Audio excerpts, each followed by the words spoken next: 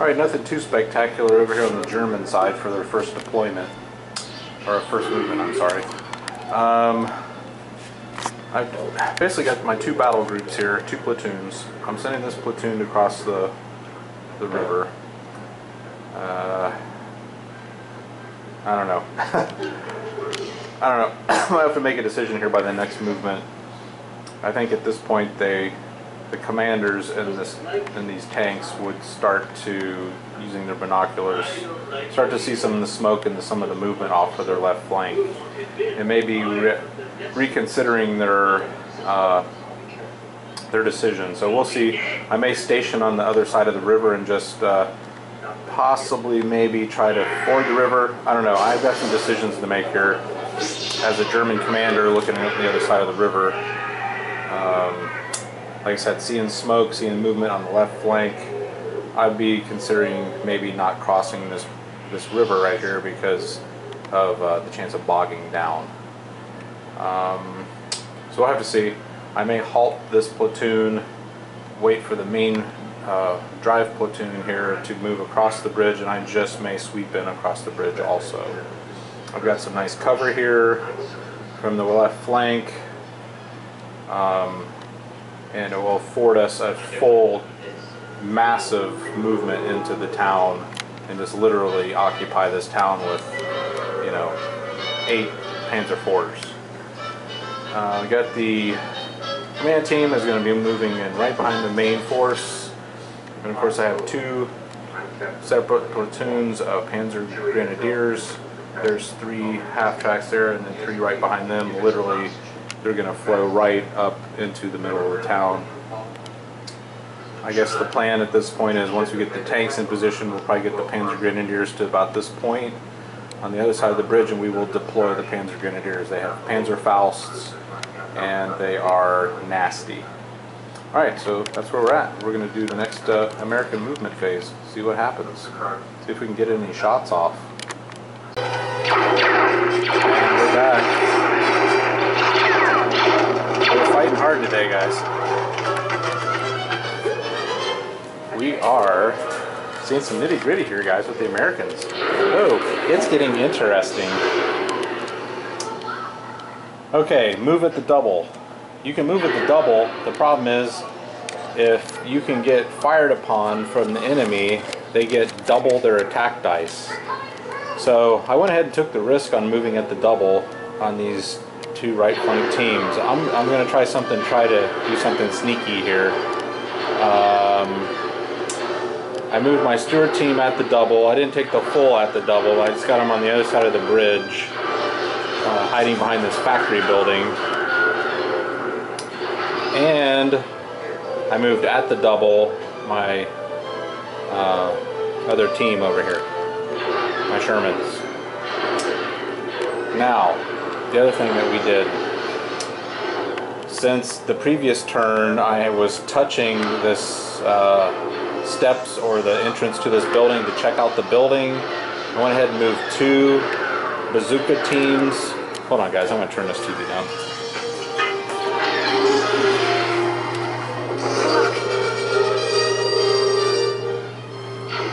Okay, sorry about that.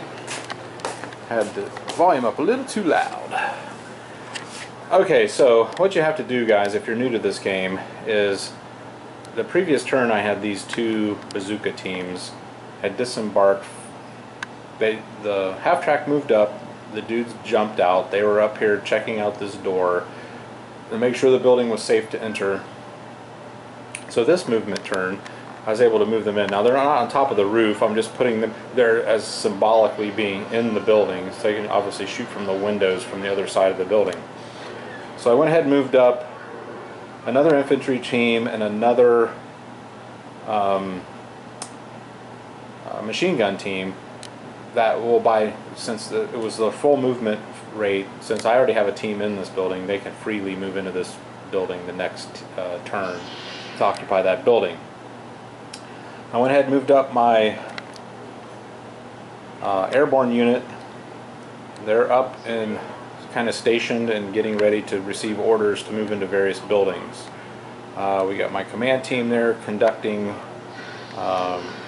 command operations, I went ahead and moved this blue team was over here, and I moved them at the double to get up to this window, so they're prepared to enter that building. Now this team is you have to be near any entrance to the building to check to see if it's safe to go into the building. So they're up near a window. Next turn they will enter the building through the front door. Then I'll have 2 teams into this building. I'm moving up another bazooka team, and another team. I think what I'm going to do is I will actually have them get into this building. Next turn they will move up to the doorway.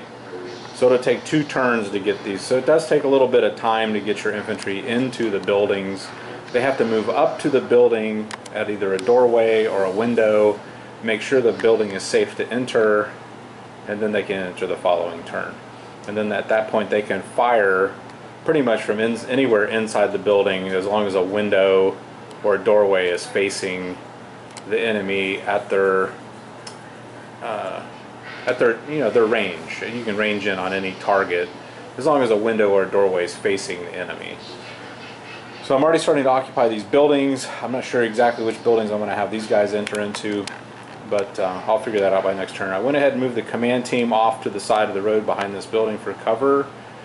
That was their full 8-inch move, and I also, since these guys really can't be fired upon, I went ahead and moved this platoon at the double. So I basically have a pincer movement going on here. I have a full left flank pincer movement. I have a full right flank pincer movement going on, and I'm basically holding the town with 2 Shermans and lots of infantry. So the Germans have their work cut out for them. They're going to have to react to this next turn. But before they can, I am going to, well, this guy's out of range. He's at a 32-inch range, but I have a mortar team here moved in position that can fire onto this bridge. Now, there's not a whole lot they can do against tanks. I have an anti-tank of 1, but there's a chance they could actually bail out a tank. So I'm going to definitely take some shots. Not this turn, they're not in range yet. I also moved in another, over my beer glass here, another, let me get up in the shot here, another bazooka team from the airborne.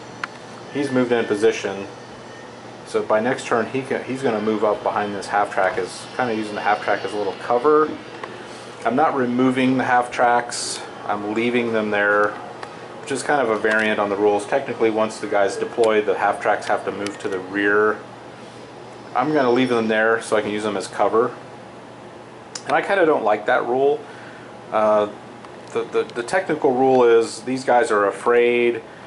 They move up into a position, they dump the riders off, and then they move to the back.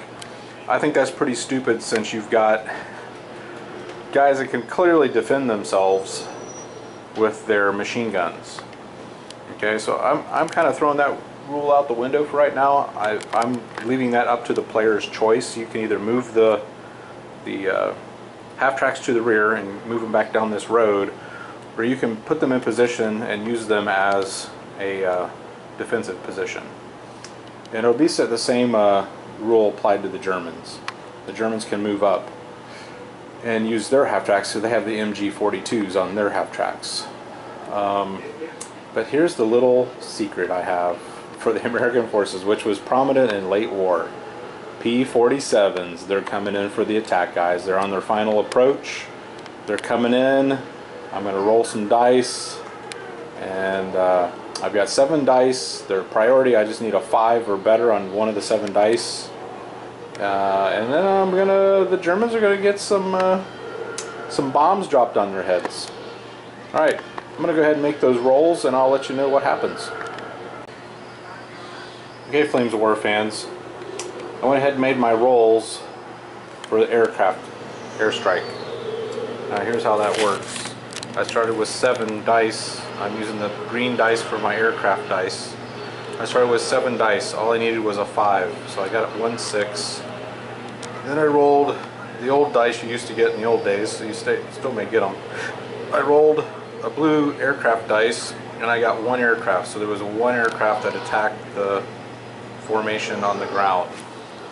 Okay, so obviously my P-47 was going to go for this lead command tank because he's dropping bombs. So I was going to have to lay down a template.